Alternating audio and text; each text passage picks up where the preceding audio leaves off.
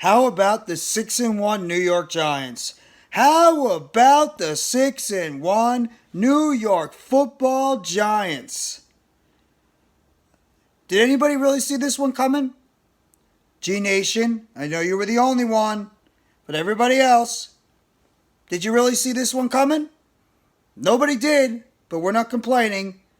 The New York Giants, after yesterday's tough, hard-fought victory, are now 6-1 on this young NFL season. And we're about ready to go down to Seattle, and if we could pull that victory off, we'd be 7-1 before we hit our bye. I mean, how the hell, if you're a Giants fan right now, are you not even like cloud 9, 10, 11, 12, 50, 100, 1,000, a million, whatever number it is? This is amazing right now. The Giants just continue to find new and impressive ways to win. I mean, the New York Giants, this team's resiliency is something that I have not seen in a very long time. With how incredible this team, every single time you think that they're down and out, they always just find a way to surprise you and bounce back and have an incredible performance to just make you sit there and be like, huh? How did this team do this? How is this team performing this well? Smoke and mirrors? No. It's because this team is incredibly coached well. This team knows how to get the most out of the talent on this roster. And we all know the New York Giants are not an incredibly talented roster. You're fooling yourself if they are. But this coaching staff knows the exact right places to put this talent right now on this roster to get the most out of them. And I give so much credit right now to Brian Daboll, to Wink Martindale, to Mike Kafka, to Thomas McGahee, Shea Tierney, Andre Patterson, Brian Johnson. The entire coaching staff right now is doing an excellent job. My apologies. They're doing an excellent job right now coaching this team on how they are playing right now. It's incredible.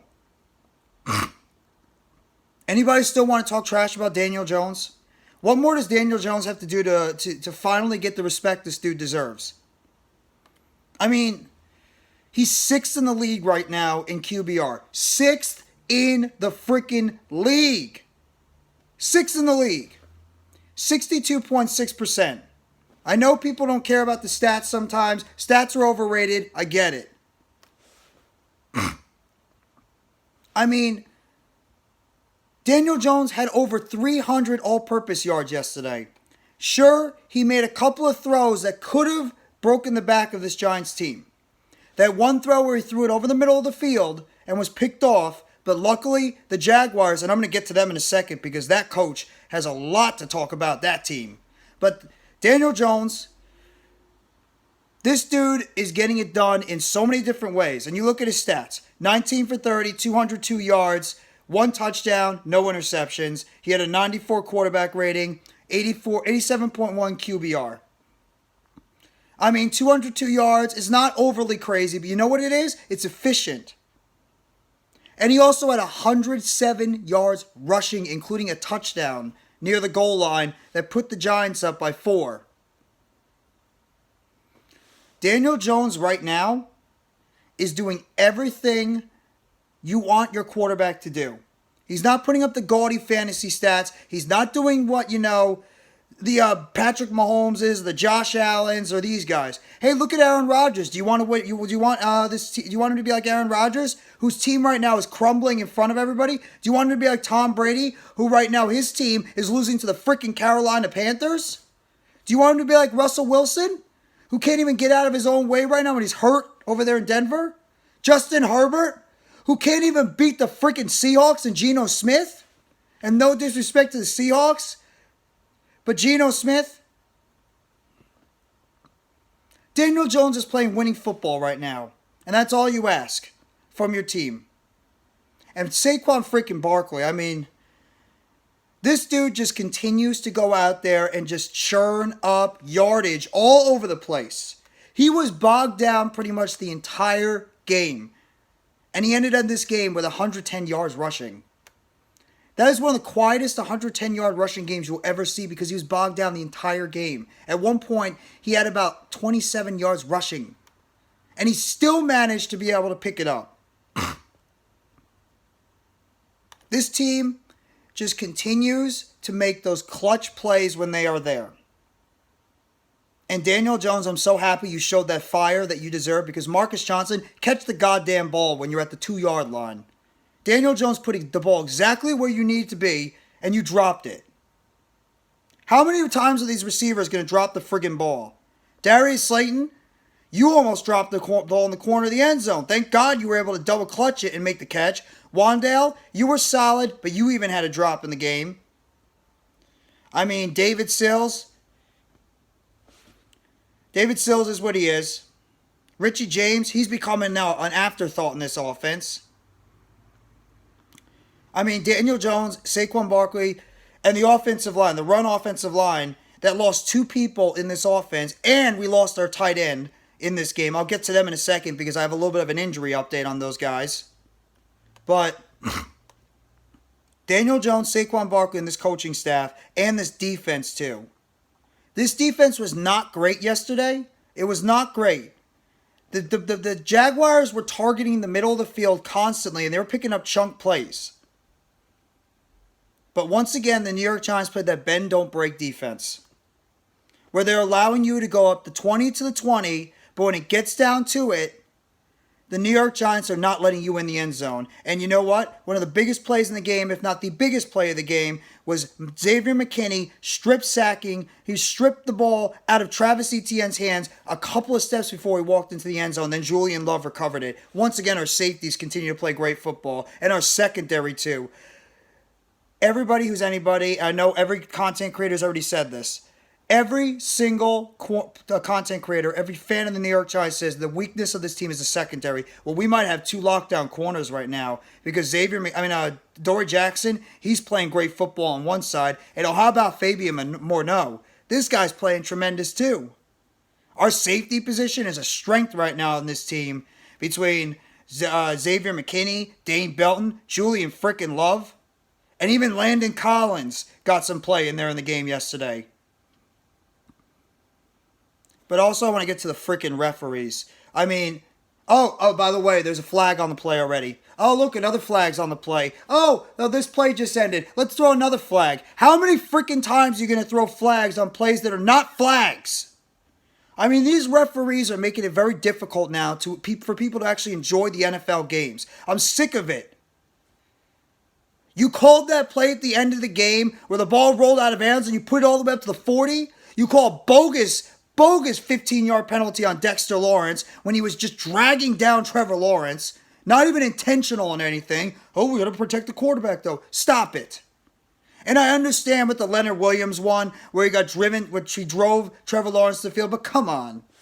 I know it's the rule. I understand, but let's give me a break already. I mean, these referees got to do a better job. And you know what? Jacksonville also had some bad calls that didn't go their way too. So it was both ways. I have to be fair. The referees were horrendous the entire game for both teams. Like I said, this defense was not great, but they were efficient as hell. And how about that last play of the game where Trevor Lawrence throws the ball in the middle of the field to Christian Kirk, and Kirk catches the ball at the 1-yard line, and there's Fabian Morneau, Xavier McKinney, Julian Love right there to stop him. I mean, Jesus. I'm on cloud 9 right now as a Giants fan. As every other Giants fan is right now. Because I did not expect this. I expected this team to be better than what they were last year. But I didn't expect them to be this much better. And that's a kudos to this coaching staff. And there's clear weaknesses still on this team. Because we were getting attacked in the screen game. Kudos to my game. Kudos to my guy and my partner on my live stream yesterday, Coach A. Gladney. He made a great point about this. The Giants' weakness right now is the screen game from opposing offenses, and the Jaguars killed us with those screen games the entire game, whether it's Travis Etienne, some plays to Christian Kirk, even our old buddy Evan Ingram had a pretty solid game yesterday. But at the same time, this Giants team did not allow the Jaguars to get into the end zone. They bogged down, they did what they needed to do, and they stopped the Jaguars from getting in the end zone most of the time. The defense was not great. Let's not get it twisted. The defense was not great, but when it came down to it, when they needed to make the plays in the end, the defense did their job. The wide receiver core is an absolute disaster right now. I mean, and for everybody now that's saying, oh, we don't have Kenny Golladay and Kadarius Toney, stop it. What the hell were those two guys doing even before they got hurt? Our best receiver went out for the season against Dallas. Let's just be real.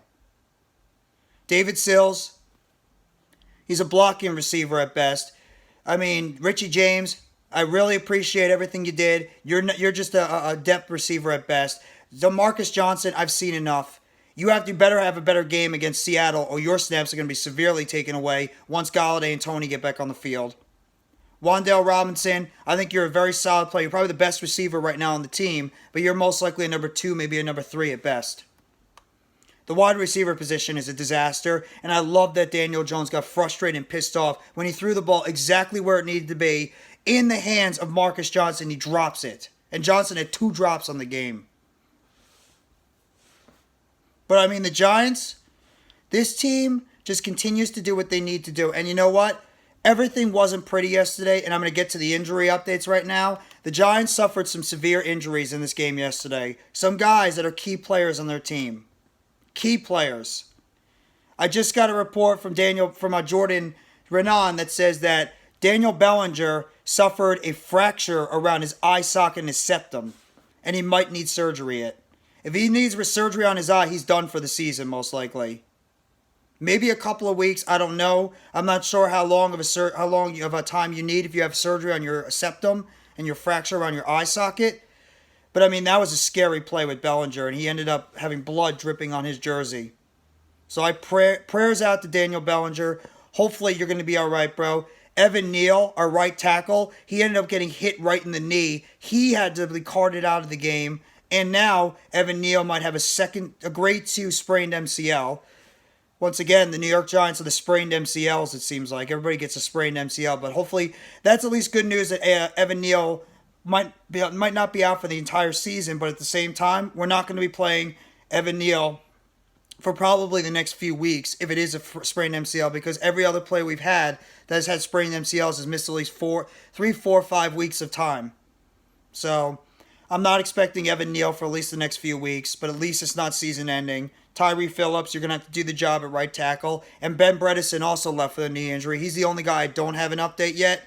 But at the same time, hopefully that Ben Bredesen is not going to be out for a while because he was actually playing some really good football at left guard. But maybe it's going to be easier now that you have Shane Lemieux potentially coming off the PUP list. So you might be able to get him back by that time. And maybe he could slide in until Bredesen gets healthy.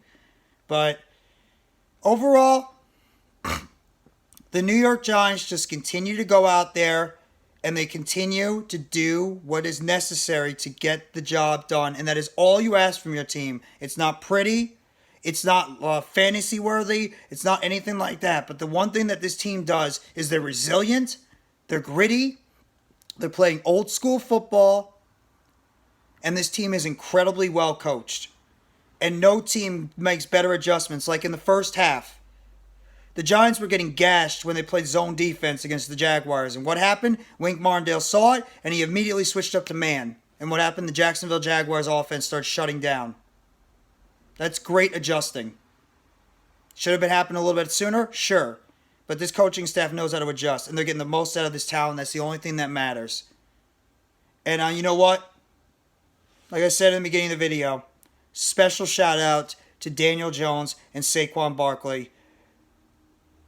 You guys have been shat on by this entire fan base, wanting to get rid of you, wanting to trade you guys away, wanting to not have you guys here, think it's time for a rebuild, change, etc. Saquon Barkley and Daniel Jones, I feel the best for because these guys have been through all the lean times. Also, obviously Shepard and some of the other guys too, but Daniel Jones and Saquon Barkley have been here through the entire lean years for the New York Giants. And you know what?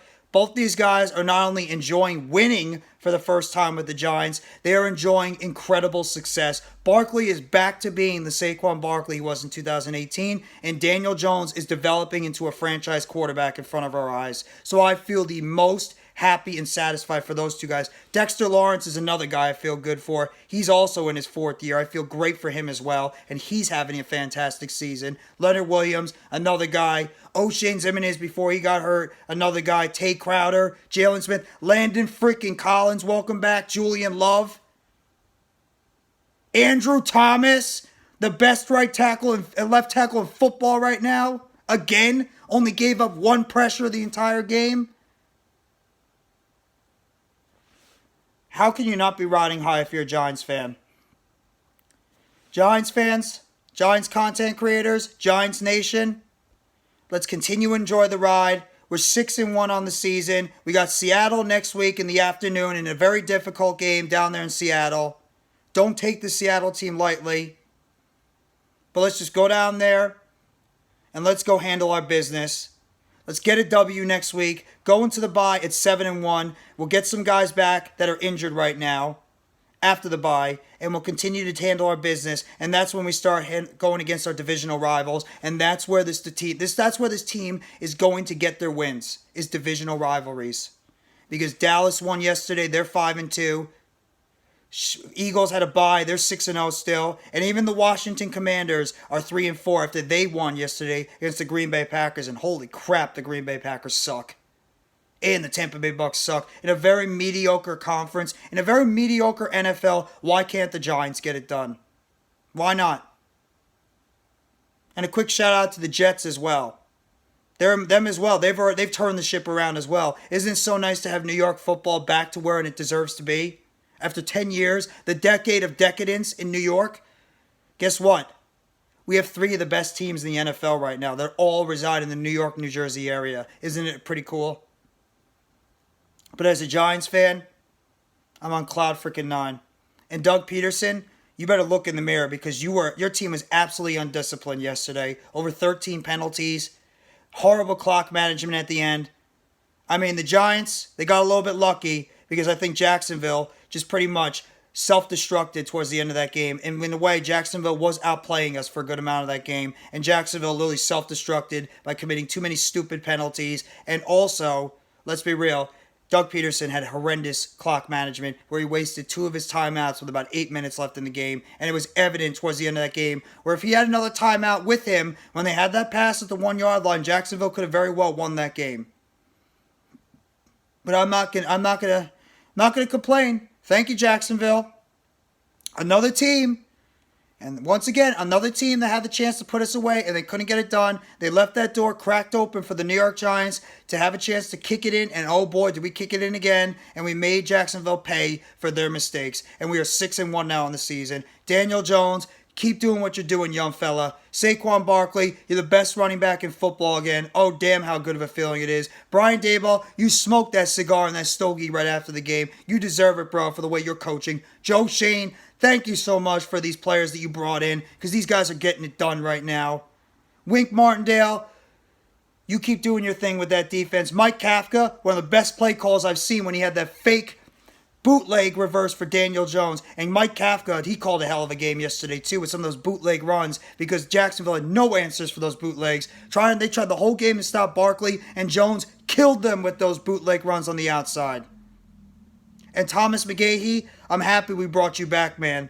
You're doing a good job with that special teams. And Jerome Henderson might be the best assistant coach on this roster because he's taking a secondary right now that is banged up at the cornerback spot, and he's turning these guys into really solid players. So I'm really happy we kept Jerome Henderson at that cornerback spot as our cornerbacks coach. But I'm just ecstatic as hell. 6-1. Let's keep this tide rolling. Why the fuck not 11-6? Lou, shout out to you, boy. So if you guys like this video, please hit the like button below. Sub up if you haven't already to NYG Jeffy T85. Turn on the bell for notifications of the next video or short that's going to be dropping on the channel. And if you are a New York Giants fan, I know we're all happy right now. But let me know in the comment section how happy you are with the incredible start this team is off to. 6-1 on the season. One of the best teams in the NFL. DJ doing his thing. Saquon doing his thing. Everybody's doing their thing right now. Let's keep the train rolling. Let's head into Seattle. Let's get it done. And let's go into the bye at 7-1. Have a great rest of your Monday, everybody. Take it easy. And oh, damn, is it great to say this. Let's go, New York Football Giants. Together, blue, Giants Nation.